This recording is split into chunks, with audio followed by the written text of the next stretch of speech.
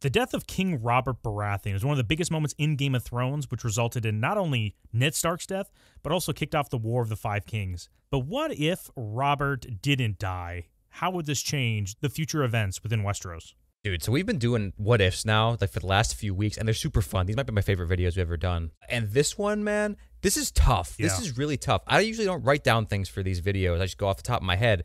But this one, I had to write some stuff down because there's just so many directions this could go. I mean, dude, it should be obvious to anyone, but this guy's death, our big, burly, masculine, high-T boy, it would change so much about the series. It's not even funny. Yeah, we got to go into this. Yeah, man. the more time with Robert, the more I'm loving the series. I love Robert, but let us know down in the comments which what if do you want us to do next after this one, because there's just so many possibilities. And feel free to leave us, what you think is going to happen in this whole Robert what if beforehand, or if your opinion differs than ours, let us know. But okay, so in this situation, Robert is going to basically just kill that boar, the one that they kind of mutually assured destruction to each other, right? And it ended up killing both of them, Robert and the boar.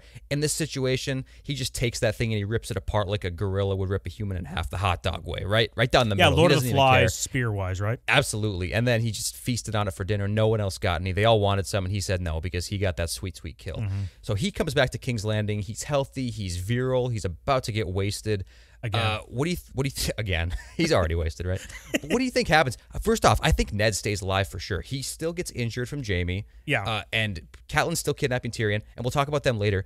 But for now, I think Ned is definitely still here in King's Landing as Robert's hand, and Robert's on his grind set still. Damn you, Ned! I'll make you cook and eat that innocent child when I kill her. Talking about Dany. Right. I think he's gonna still try at least to kill Dany. Yeah, I think he still wants to kill Dany. But the whole thing with Ned and Robert, this interaction is crucial to what's going to be happening next, because Ned has every intention of telling Robert of his actual heir, or, his children with Cersei are not actually his children, and they're born of incest of Jaime and Cersei, right? How does he actually go about this properly to convince him? And is Ned's path the fail or the success route of convincing Robert they're actually his kids? Because Robert could be in a situation where he's like, what the seven hells are you talking about, Ned? Like, shut up. Damn you, Ned. Yeah. Keep that damn pin on your chest or I'll make it a Prince Albert. Yeah, I think, so what I think is really going to happen is that Ned's going to go down the same path basically that he goes down to in the series as far as like his investigation into this stuff. He opens that big book of people's hair colors that for some reason he knows exist, right? At this point. Yeah, and I think he still finds Gendry as well in King's Landing, and that's at least part of his evidence. And if they want to bring Edric Storm into the mix too, they can, because remember in this situation, and this is a huge pivotal thing too that we're going to have to go into a lot down the rabbit hole here, is that House Baratheon is basically united at this point. Like, we don't have this split faction thing between Stannis and Renly, because they still fully acknowledge, like, okay, yeah, our older brother Robert is the king. Like, if he dies, sure, it might be a shitstorm when we try to figure out who's going to succeed him. But for now, he is undoubtedly the king. And they're all going to be gung-ho on delegitimizing the Lannisters. One, because everybody knows they're not legitimate. And two, because then that puts them closer to the throne, which they both want, as we see in Game of Thrones, and Song of Ice and Fire. So yeah, that's a big thing. I think Ned still goes on his investigation route. And unfortunately, I think our idiot boy, Anvil Chin Ned, would still go to Cersei and try to reason with her and say, listen, if you just take your kids and leave, then I won't say a word. So does Cersei leave, though, knowing that Robert's still alive? See, this is the way I think of it in my head, all right? Ready for my brain salad here? I'm ready. If Cersei stays and Robert is successfully convinced, which I think he will be, right? I don't think there's any question. Eventually, he's going to be able to be convinced. Well, yeah. Eventually. If Ned's able to grind him down, like just brings it up every time in passing. He's like, oh, yes, what about this one tournament? And he's like, oh, yes. Also, that reminds me, you've been cucked by your wife. He's like, oh, okay. Well, I was trying to really just have a nice conversation there until you had to constantly remind me about this. But damn you, Ned. But anyways, yeah. Well, go ahead. Go ahead with your. Okay. Yeah. No problem. I just we got to make a decision. That's the problem, because I agree it could go back and forth. We got to make a decision, and I do think Robert would eventually be able to be convinced. It's like, okay, there's two bastards we know are yours 100%. Gendry is a spitting image of Renly, and we know Renly isn't poking down around in flea bottom. At least not in the same way Robert is. Yeah. And then we know Edric Storm is his bastard. Like, that's his acknowledged bastard. You look at these two things, you start to put two and two together. It's like, how did Bran fall out the window? Splat. We know how it happened. Jaime's plugging Cersei. And I think that Robert will eventually be convinced of it. He already doesn't like Cersei. Even if Cersei tries some shit, I don't think that she's going to be able to keep that knowledge away from him. And I also don't think there's going to be a situation where Cersei is able to send word to Jaime, who comes back with Tywin, and they basically take out Ned. I don't really think there's enough time for that to happen. I think Ned's going to be more quick on the guns with this stuff. And I think that Robert's going to probably make an example of Cersei. Well, I mean, that's if Cersei stays, though. But if somehow Cersei knows Robert's alive and she, for some reason, thinks that Ned will be able to convince him of this treachery she has done upon her husband, then does she leave? And at that point, then Robert's going to chase after her. And I think Robert then would come with his wrath, right? Kind of like how Ned predicted in Game of Thrones, where he's like, wherever you go, Robert's wrath will follow. I think that's what would happen if she left. But if she stays and he's convinced, right? This is kind of like butterfly effect. Not even butterfly effect. It's like a decision tree that just branches off in so many different directions. Like if convinced and if she stays, or if not convinced and she leaves. Well, I think he's going to be convinced for sure. And whether or not he stays or leaves, see, this is the thing too. Whether or not she stays or leaves, I think in the end it's kind of the same effect, because I don't really think necessarily that Robert's going to kill her. And even if, regardless of what happens, if she stays or leaves, I think the kids aren't going to die either. It's not their fault. I think they would just basically have their last names renamed to Hill, and then they'd be sent back to the Westerlands somewhere. Like what? Waters, I think. Or Waters, yeah, either one. It doesn't matter, right? Either the Westerlands or wherever. So I don't know. I don't know exactly what happens with them, but I do think that Robert's eventually convinced. Cersei either gets an example made of her or not. I don't think she dies. I think it's unreasonable, because for Robert to kill her, we see he doesn't take situations super seriously, man. We know he doesn't. Think about what happened after Jaime attacked Ned in the streets. His hand and had his leg stabbed. Robert did nothing. He's being cucked in the bed. He's being cucked in the sheets and in the streets, right? So it's bad for Robert. And I don't know if he's very.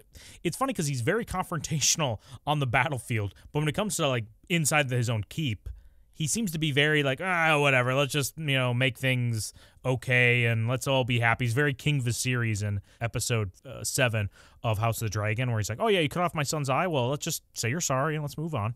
And you see that with the dire wolf, right, where he doesn't want to, he knows Joffrey's lying. But I wonder if this is just one too many wrong with Robert, and Robert just decides, you know what, I'm going to. What is the punishment for Cersei then? Cersei has to be punished in some way for her sins against her husband and in front of the gods, right? Baby, 7 shame, gods. Shame. I don't know. Maybe give her that little lesbian haircut that she has at the end of the real series. That's pretty bad punishment. But I don't know. Throw her in that hole with Varys' molester or something like that. I don't know. See, this is the other aspect of this. Justice for Varys' his cellmate. Yeah, right. But okay. Depending on how strongly he punishes Cersei, this might invoke Tywin's wrath in a way, and Tywin is definitely a key player here as well. Because let's put aside exactly what happens to Cersei just for a second, because like I said before, I think in the end it's going to have the same effect in terms of relationship between King's Landing and Casterly Rock. So everybody's going to be informed of this, I think, at some point. And if Ned sends the letter like normal, to my knowledge, there's not a whole lot of people in the Seven Kingdoms that really say, no way, there's no way that Joffrey's illegitimate. They just don't really care. A lot of them do. So would Tywin basically give up Cersei and the kids, basically admit to it in order to save face and save the future of his house? You know what I mean? Kind of lose the unnecessary stuff, and now he still has Jaime, stuff like that. Yeah, but he tries to keep Jaime. But Jaime's going to do everything to get back to Cersei. And I'm thinking maybe Cersei demands a trial by combat about her crimes that she's been committed of. And, if she picks her champion being Jaime, Jaime's also potentially going to be imprisoned for his contributions to this crime. He might go back to back. He might have a double header in front of him where he has to fight for his own life, trial by combat, and then somebody else the next one.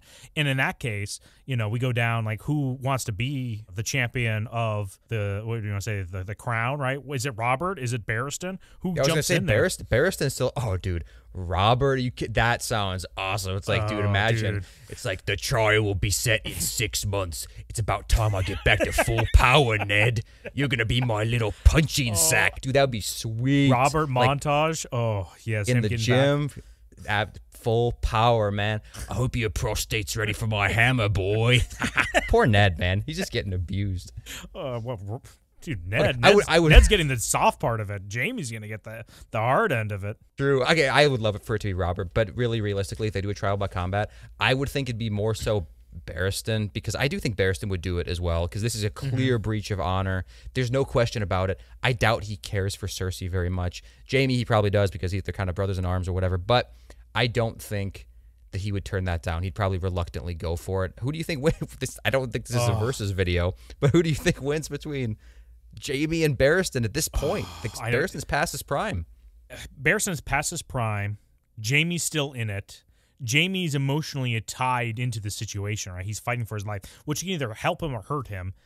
But Barristan knows Jaime more than I think Jaime knows Barristan. So I think that plays a part into it, that Barristan might not be as strong and as quick, but he might know the techniques better and be able to get around. I want Barristan to win, because Barristan's I love Barristan. So and Barristan cool. doesn't have to go over to Dany, too, which might result in Dany dying. Spoiler alert later on, I think, because Barristan saves her from that assassin.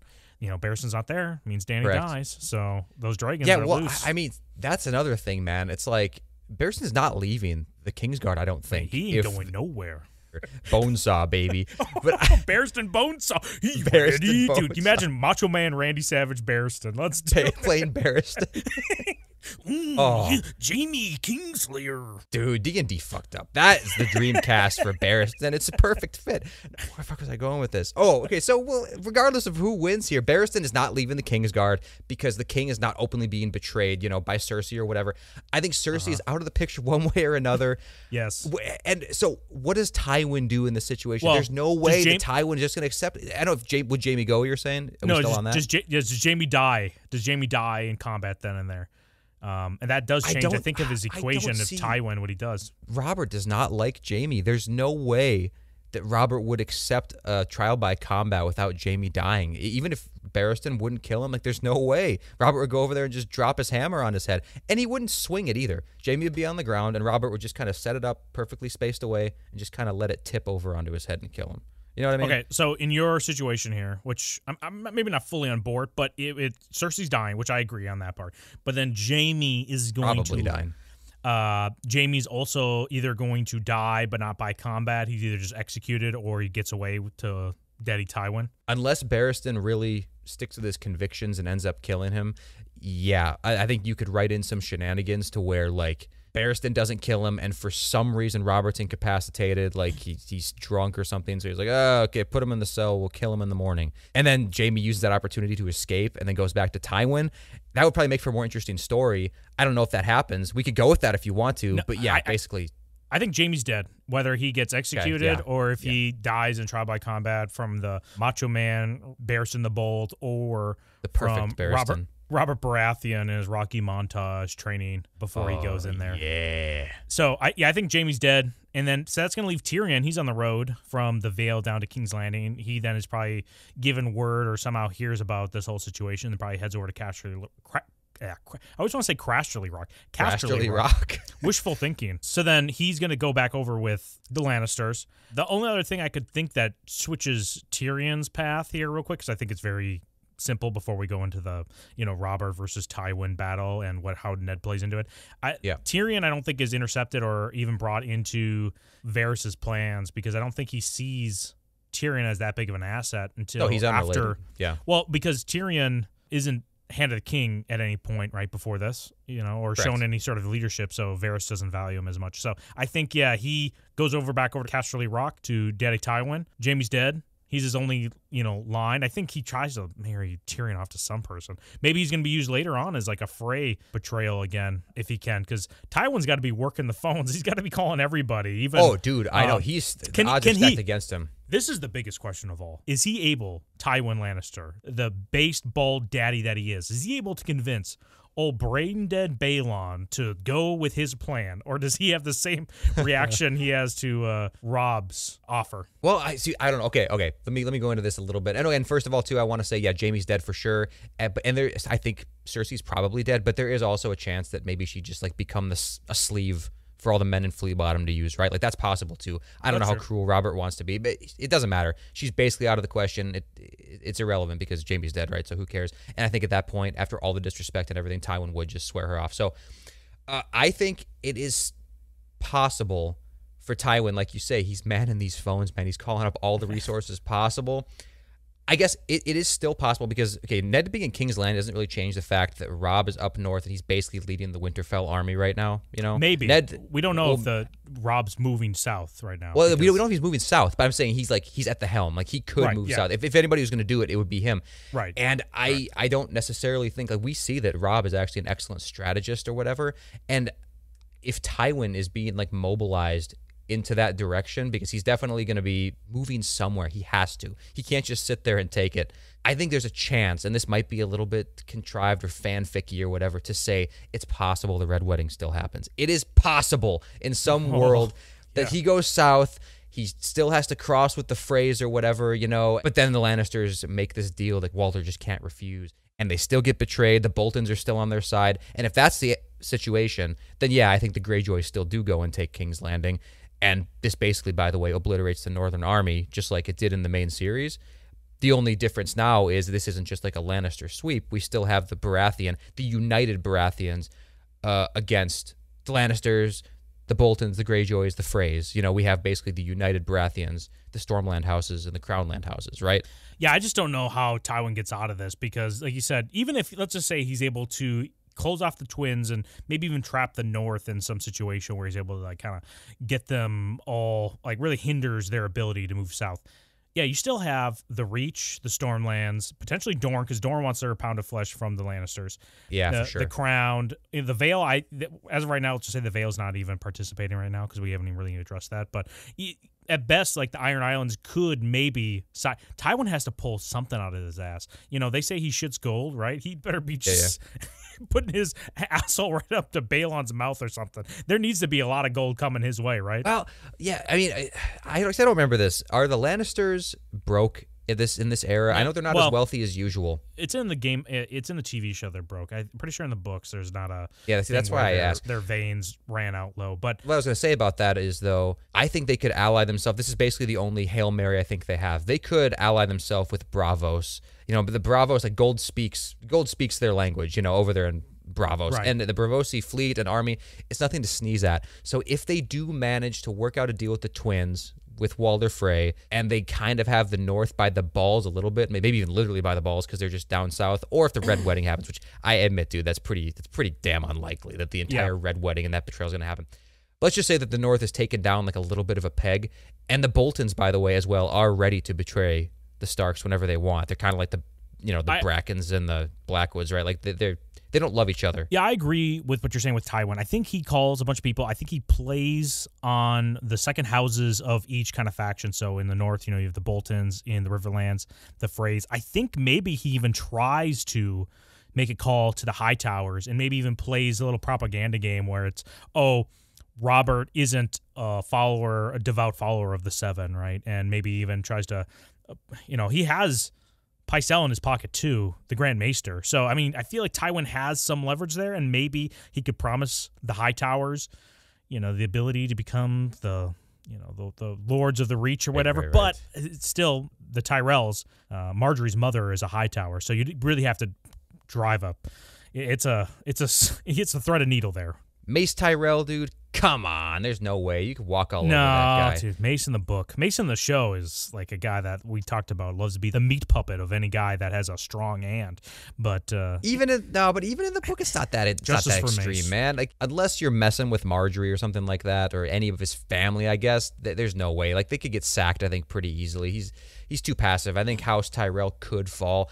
Being generous to Tywin, and I think we should be generous a little bit here, because otherwise it's just going to be a clean sweep, right? Like we got to give him some things that he could reasonably have. So we're not going to go total fanfic, right? But so I think he definitely could win over the High Towers. It's a possibility. They've stayed out of all of this conflict for a reason, I guess. And I mean, it's definitely safe to say that they wouldn't get involved here either. But I do think that Tywin could convince him. As far as Pycelle goes, I don't think he's going to play a part at all, man. It's one thing when the Lannisters are occupying King's Landing, so he kind of has this little schemey thing to go on, but if he has no active allies there at all, I don't think he's going to make a move whatsoever. I don't think he's going to give his opinion one way or another, or like overtly stand for Robert necessarily, but I don't think he's going to stand for Tywin. I don't think he's going to really go behind anybody's back either for Tywin. As long as he's getting his rocks off, I think he's generally happy, and it just so happened to be the Lannisters were the ones doing that for him to begin with. You know what I mean? Yeah, I think similar to how the Mad King situation went down with Pycelle, I think he kind of just rolls over and just is like waits till Tywin Daddy comes home, and then he opens the gate and says,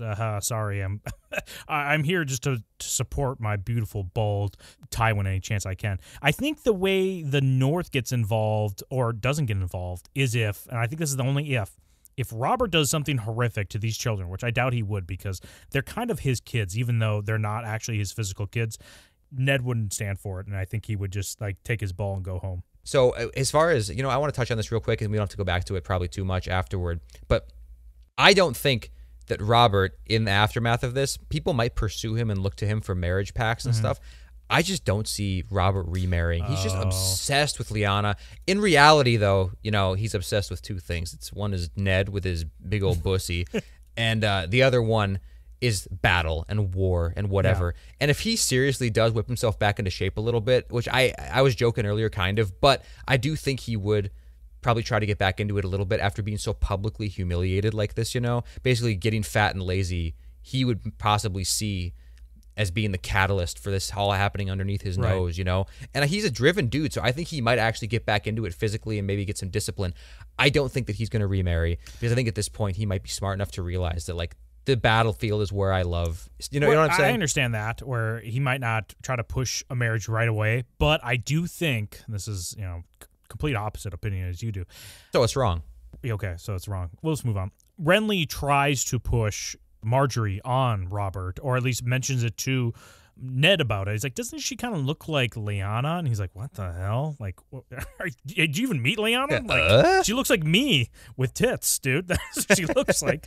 So there's already kind of people within his court that want to push this pact possibly together. So that's why I think the Tyrells and Marjorie would be a perfect match for Robert. And then if the Tyrells come in there, yeah, dude, the Tyrell-backed, Robert-led Stormlands, they're rolling, dude. I think they're rolling. They're steamrolling. But I think if Ned wants justice and Ned's like, I want to take out these Lannisters too because of, I don't know, if he really has a hard-on for him. But I think Robert... When I saw Jaime sitting on that Iron Throne, it made me so mad. That's how he has to go on. Yeah, I think Cringe, Ned. I think Ned uses his children as marriage pact material too, and he could offer Sansa or Robb to either, Sansa to Willis Tyrell or Trystane Martell for Sansa, and then for Robb, he could say, like, for what was her name, Areola Martell. He could say, hey, let's join our houses. You guys get your pound of flesh, and then we can kind of unite. Which I don't know if they have any interest in uniting with the North at all, because they're totally opposite sides of the country. But right, but I mean, Arya's still here too. Remember, in this situation, Arya's just still straight up in King's Landing, like becoming a little dancing master. She's not going to like it, but she could be used as for a marriage pact as well. See, that's the kind of stuff I think it's more likely. I understand it would be a big strategic advantage for Robert to marry into the Tyrell family. I just don't see him doing it unless Tywin is seen as a serious threat. Like, they might actually be able to muster up enough force to win. And like we were talking about earlier, man, if we're talking Tywin plus maybe some houses from the Reach, plus maybe some River Lords, plus maybe the Greyjoys, that sucks ass. Like, there's no way Robert's going to look at that and think that it's a threat to, the North, plus a united Baratheon host. So that's the Crownlands, the Stormlands, and Dragonstone. Possibly Dorne in there too, if I didn't say that. Like, there's just no way. There's no way. People are going to play hard to get, right? If you're going to go to war and it's like, why should I back you? He's like, well, I'm your king and you should follow me anyways. It's like, yeah, I mean, maybe, but you kind of look bad in this whole ordeal. You just accuse your wife of, having incest babies. On what proof? Ned Stark, the slowest people in all the realm mentally. Like, they have the lowest IQ scores and everyone wants to mention it, but I don't think Starks know what IQ is, so it wouldn't even insult them. Yeah, they haven't got that far in the alphabet yet. Yeah. I do think you have to do some marriage pacts, and I don't know if Ned needs to sell off his children to do so, or whatever you want to say, make the marriage pact for it. But I do think Renly, who's still in Robert's court, would try to push this, and it's also because he wants Loras to be even closer, right? You got to open up that Kingsguard position opened up, so Loras Tyrell can just slip in there and then slip within Renly. Hey, dude, he is super slippery, all lubed up all the time, hairless. We even got a shaving scene because of how hairless they all are. But yeah, that was bad. That's like one of the worst scenes. But No, see, I don't care how many people are pushing it. I don't see Robert doing it. Like, I just don't see him marrying unless it's a completely frivolous marriage. He doesn't even have to entertain the idea. I think he'd be completely turned off to it at this point. Plus, he's the king. He's got full power trip. He's hitting the gym constantly. He's on that high tea grind set, man. He's probably on a trend cycle. His balls are shriveled up. He's got no semen to even give anybody. Okay, I hate to say this because this is like, what are the possibilities that he like legitimizes Edric Storm or something like that and uses him for a marriage pact? I mean, that is his son. That is his son. I view him as a legitimate son. Like, in my mind, a bastard really isn't a bastard. You know, if it's the father's son, it's the father's son. It's kind of the same thing with like Jon Snow, right? Like, would anybody be upset or feel like it's illegitimate if Robert decided to legitimize Jon as a Stark? Like, no one would feel upset about that. Yeah, I could see that happening. I would like to know, people in the comments, what do they think Robert's next move is here? Does he marry? Does he legitimize his bastard? Because there's just so many different directions here I could see Ned going in, and I do think it would be the council of his hand and his court that would mostly guide his hand, because I think Robert at this point is just like a dog, you know, just foaming at the mouth, just being like, give me some of that. Give me some of that taste of the battle, Ned. Let me have it. Let me have it. You know, they got to pull him back like, oh, whoa. So legitimizing Edric might be the most likely outcome, or at least a good outcome for it moving forward. Especially if Robert is refusing to marry, which I think he will. If it's like, dude, they're constantly pressuring him, like, come on, man. It's like, legitimize my bastard and marry him off. You know what I mean? Because then that's a direct line to the throne. Like, Edric would be the heir. Yeah, then Edric could marry. I mean, Edric's pretty young still, but he could marry Marjorie, right? And that'd be totally fine. It makes sense. So, I don't think the Lannisters get out of this. I think they can hold out pretty long, and they might be able to do some damage to the north as they move down south. And even if Balon Greyjoy gets on board and, you know, sacks Winterfell for a little bit, Winterfell would be like, you know, some area up there. I don't know if he's able to even get in Winterfell. I guess that's another huge question here. What does Theon even betray at this point?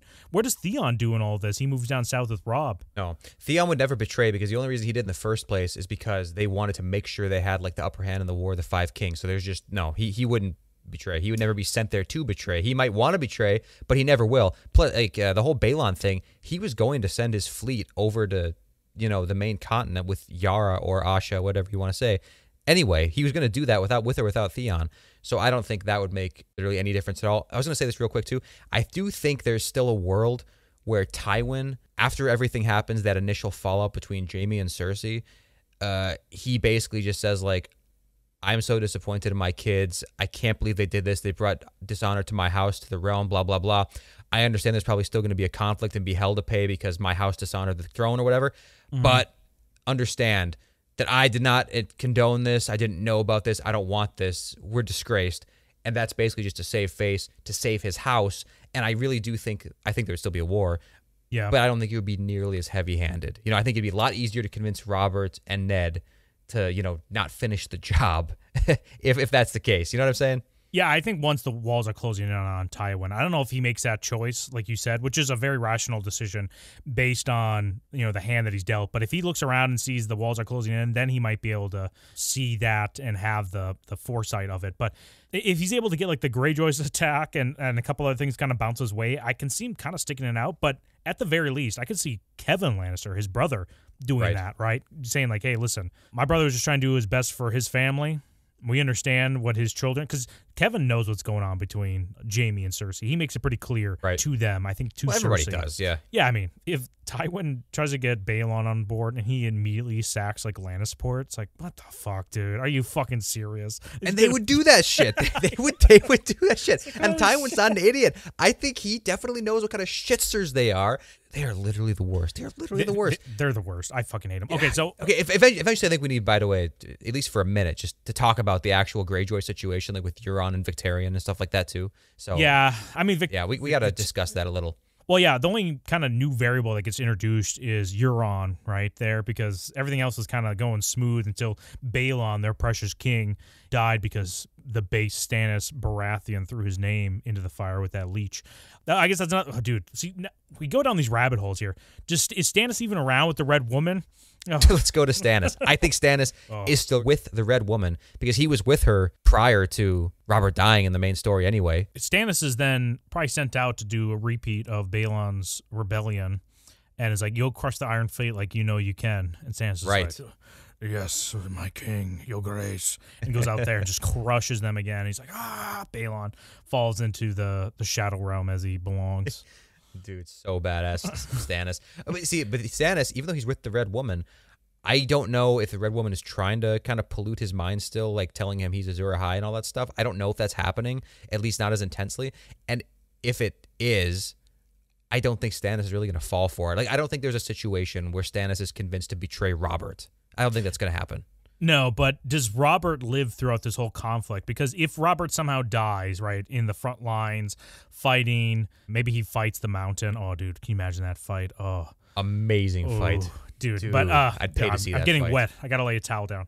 But if Robert fights the Mountain again or whoever and dies, does Stannis somehow press his claim being like, I know Edric Storm is this little bastard, but he's a constant reminder that my brother had sex in my wedding bed before me, and I fucking hate this shit.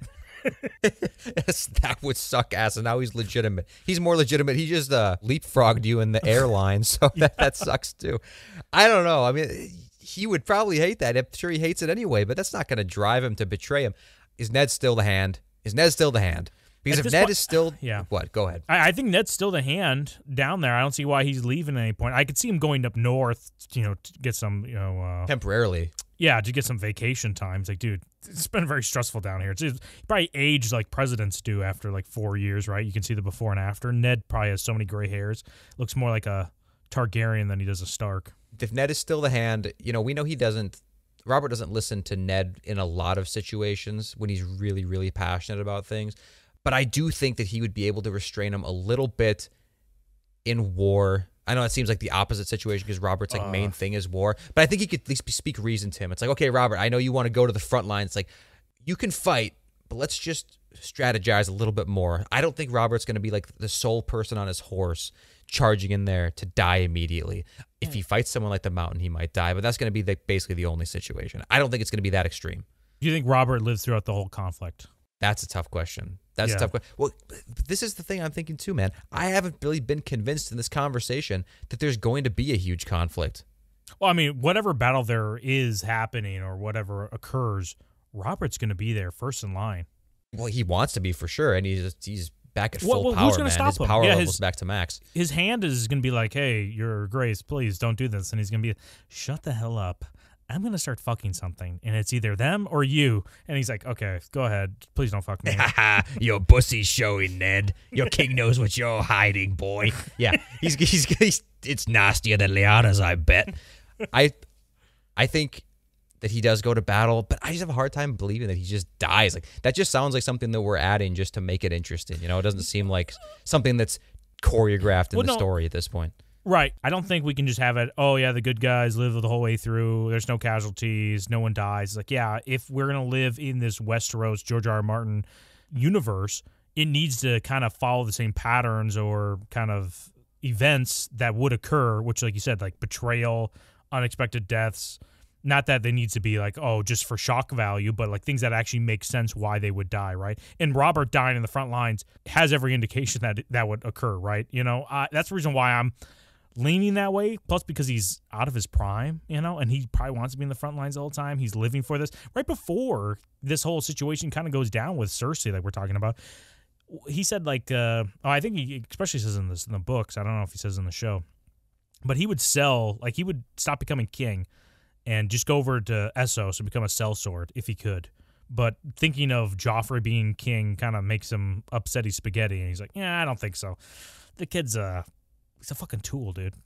Okay, well, yeah. So if that happens, Stannis, I don't think is a problem. I don't think Stannis is going to betray Edric Storm either. I don't think that he'd be motivated to move on the throne in any way unless he would legitimately undercut for the throne, which is what happened in the main story. If that doesn't happen, I don't think that he's that way. I think the Stannis is just kind of a badass hanging out there waiting his turn. He's got a sweet-ass sword. He's got that, she's not a dime piece, but she's a piece, I guess, on the side, Melisandre, who he's probably not having sex with because I don't think he needs to kill anybody, right? So there's not going to be any shadow beings that I am aware of. Renly is the same thing. I don't think he's going to betray anybody to try to get that throne. So if Robert dies, I think Ned is still the hand, unless you go back in time again and Jaime, like when he tried to come back for Cersei, went in there and snuck and killed Ned like Tywin was just scolding him for not doing. But no, I don't think that would happen either. So Edric Storm's the king now. Ned is still his hand. Yeah, possibly. Danny's dead. What else?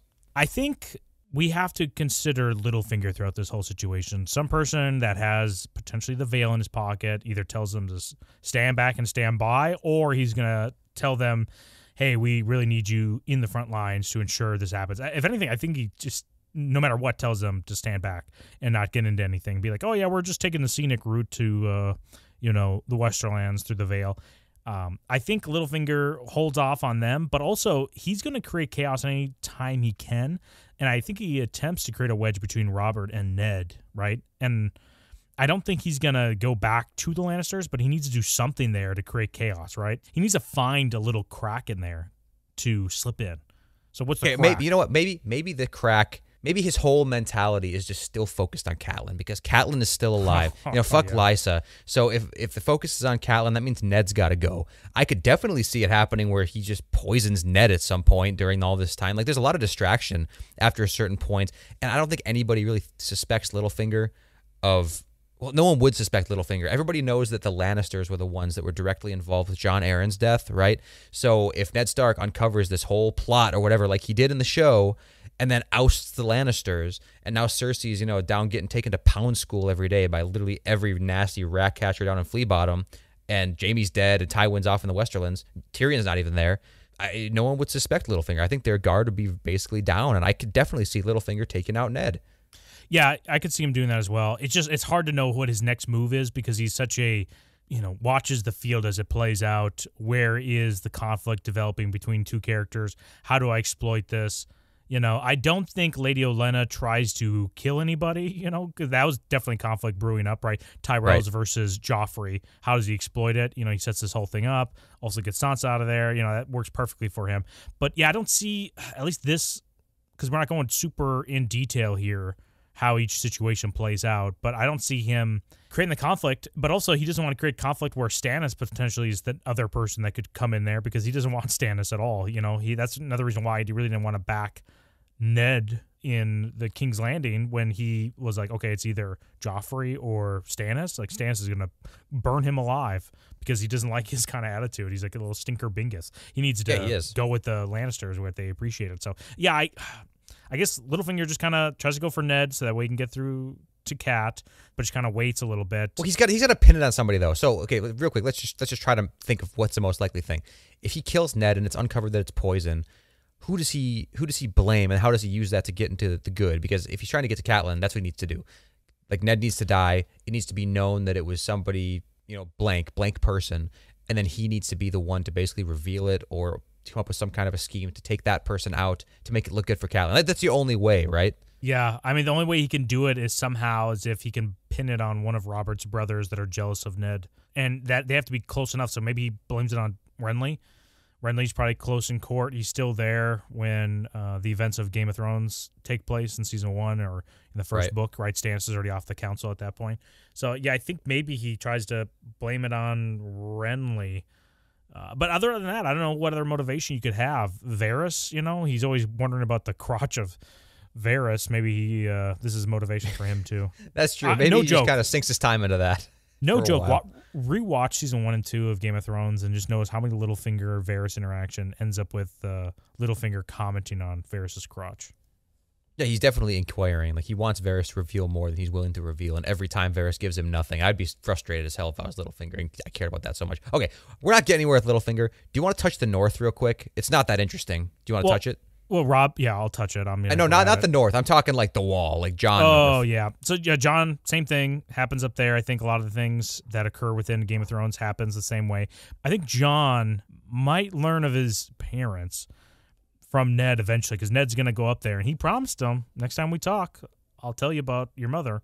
Yeah, unless Littlefinger takes his ass out. But no, see, I don't really want to talk about that too much because we don't know what Jon's true parentage really is yet. We still don't know. I know probably R+L, right? But I have hope that it's not. I do. I know it's contrarian, but I have hope that it's not. It's just so lame at this point, and I hated the way it was done, of course, right? It's super unique. Hated the last part of Game of Thrones. But I think, super hot take. Jon still goes up to the Wall. They still have the conflict with the wildlings. They call for support. and basically anybody's willing to show up, right? Like the North could show up if they weren't going to do it. If for some reason Stannis would show up if he was told to by Robert. Robert could send forces himself. Ned's the hand. There's no way that the wall's not getting defended. But the White Walkers aren't going to come now if you're going by the show lore because Dany's not here to bring dragons over. I don't even know what the dragons are doing unless Euron seizes the opportunity with his dragon-controlling horn. Spoiler alert, he has that, I guess, allegedly. Yeah. Dude, goes over there and gets those dragons. Like, imagine that. That'd be badass. Dude. Yeah, the dragons are wild now because Dany dies because Barristan's not there to save poor Jorah Mormont to have to simp over some other nasty bitch over in Essos. So, Euron controls the 3 dragons with his horn. Dude, now that's what's up. Suddenly I'm on Team Greyjoy. But I also think, who's his name, was going to try to do something with them. Varys, with Fagon or, young Griff, I think he's going to try to get this Blackfire / whatever, Targaryen possibly, to try to tame one of the dragons, right? They could have a connection in that way. He could try to that's one of the honest. I mean, that's kind of where I think the books are going anyway. Like, I think maybe we're going to have Dany keeping Drogon, and then I think maybe young Griff is going to possibly get one of these dragons, and then I think Euron might get the 3rd one. Like, I think that might be a possibility where they're going with the books or where he's going with the books.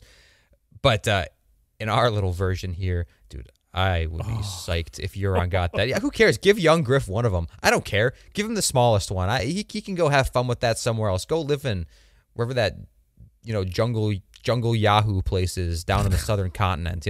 Go live down there for a while.